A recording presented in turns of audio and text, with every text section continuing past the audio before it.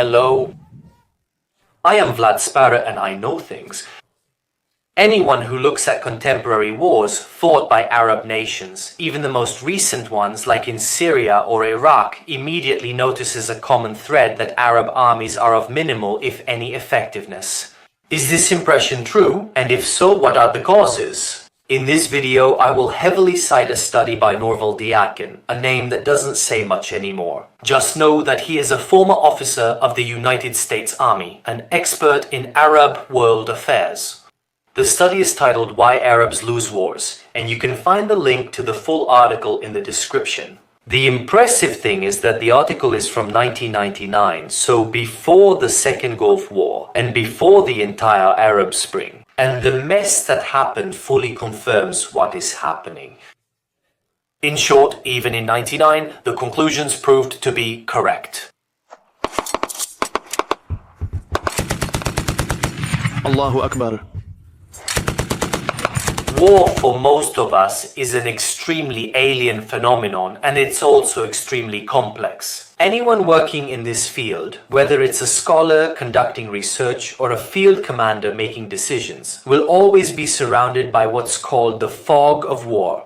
That is, the difficulty of obtaining precise and careful information about the enemy and often even about one's own forces. The reports and news coming from the front are often kept secret. They are contradictory. The enemy deceives us. They are imprecise in various ways, and often when it comes to units that have been defeated or have disintegrated, they are often non-existent. This is to tell you that the answer to the question we asked ourselves is not simple. But it's a combination of a multitude of factors that, like an avalanche coming down or a domino falling, feed off each other and grow together.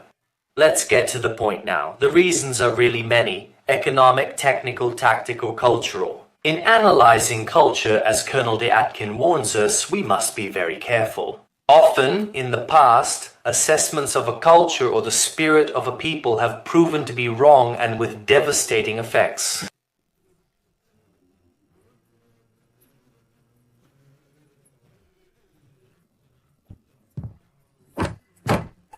Just think about World War I. The spectacular victory of the Prussians in 1870 against France gave them the confidence to create an extremely aggressive and optimistic invasion plan. The French army was supposed to simply disintegrate after brilliant battle plans, which of course it did not. In the 1930s, the Americans considered Japan as a non-threatening people, and that they did not pose a danger to the dominance of the Pacific. Of course, we know how it ended. In short, military history teaches us to approach culture with extreme caution.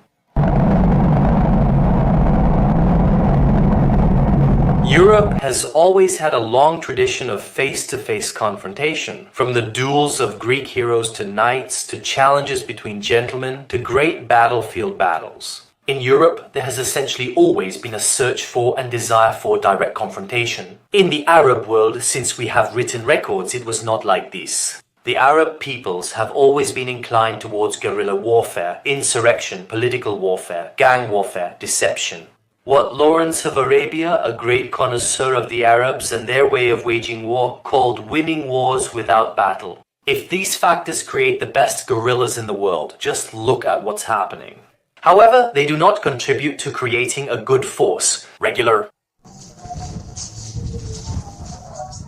information. Whoever has information has power, and in the Arab world, those who have information hold it particularly tight. Diakin points out how the passage of information, whether from the top down, that is from the officers to the men, and vice versa, but also horizontally, that is between units and units, is minimal, if not completely absent.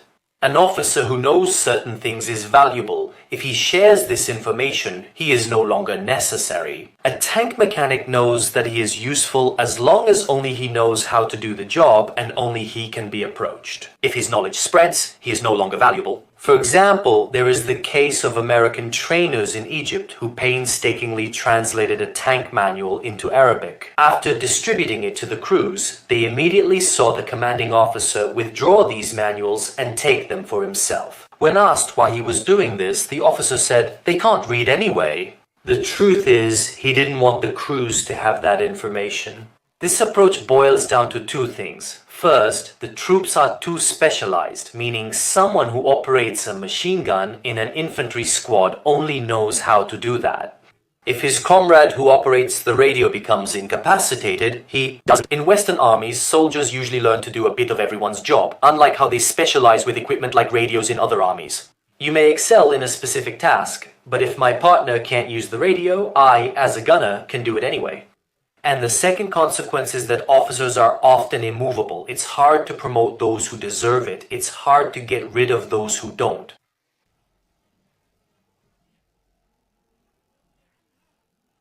This inflexibility is also present in the training of both the troops and the officers. In the Arab world, there is a tendency to memorize, perhaps a requirement due to memorizing sacred verses. Thinking outside the box is not encouraged, and doing so can lead to humiliation and discrediting.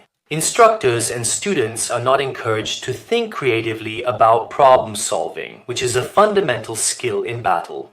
The famous fog of war often puts units and commanders in a position where they have to think and act independently. And this doesn't just happen. Troops train poorly and fight poorly. In the West, the various military ranks are extremely integrated with each other. Officers, non-commissioned officers, and the troops work together towards a common goal. This is also made possible by a certain homogeneity of our society. Simply put, you don't have to be rich or noble to get into school. For the officers, good or bad, we all went to the same schools. We all received the same education. While the wealthy may have access to superior options, it's generally similar for most people. We all have the same cultural foundation, rich or poor. In the West, we all have more or less the same luxuries. It's hard to find someone who doesn't have hot water at home, for instance. It's not the same for the strict Arab society. The officers are almost exclusively from good families and have nothing in common with the troops, often poor and conscripted.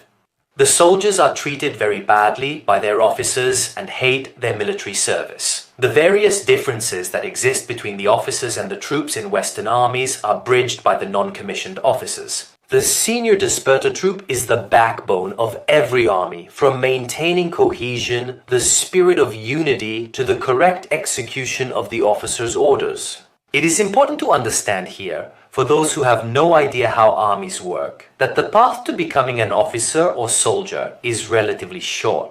If I want to be an officer, I enlist in the academy. After 2 years, I already have my second lieutenant's patent, while if I want to be a soldier, I enlist. And in a few months, I am one, the non-commissioned officers. No, often you have to be a soldier 4 years before you can access the non-commissioned officer career. Only the best and most experienced access this role.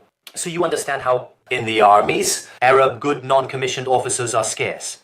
The troops, who are poorly educated, hate their own work and hate the officers, generate few good non-commissioned officers, because no one wants to stay in the army. And since there are few quality non-commissioned officers, there are few non-commissioned officers, and this gap continues to widen.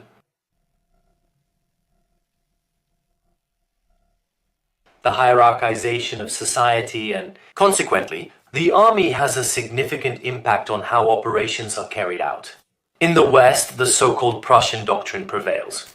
The officers of lower rank are encouraged to make decisions, to be aggressive, even if sometimes this means going against the indirect orders of a superior officer. This can be easily noticed by studying the operations of General Mattis. For those who don't know, James Mattis is the current Secretary of Defense of the United States and is probably the greatest living general.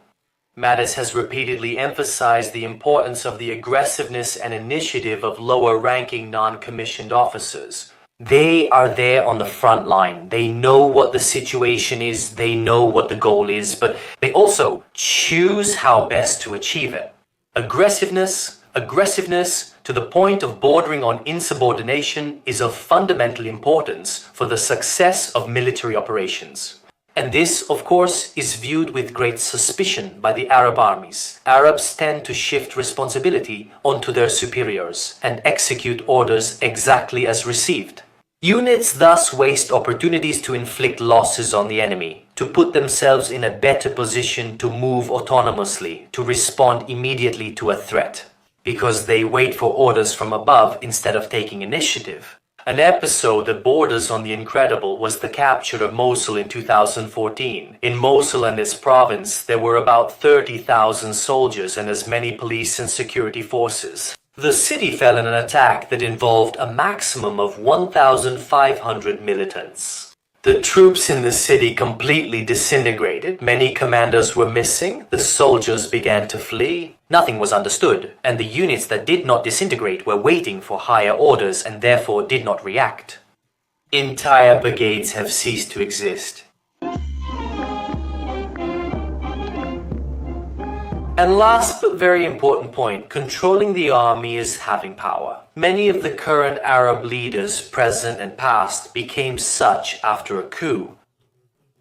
An army is important for maintaining control over the population, but an overly trained and overly important army is a threat to the dictator himself. The other officers are often bound by ties of loyalty and family to the dictator or king in question. And generally, loyalty is more valuable than competence. In conclusion, these are the reasons. A more in-depth discussion would require a long study on sources that often do not exist. Just like the Atkin, I don't believe that the effectiveness of Arab armies can improve unless their society changes radically. And unfortunately, because of this, for many more years we will see wars and guerrilla warfare in those areas. I am Vlad Spara and I know things.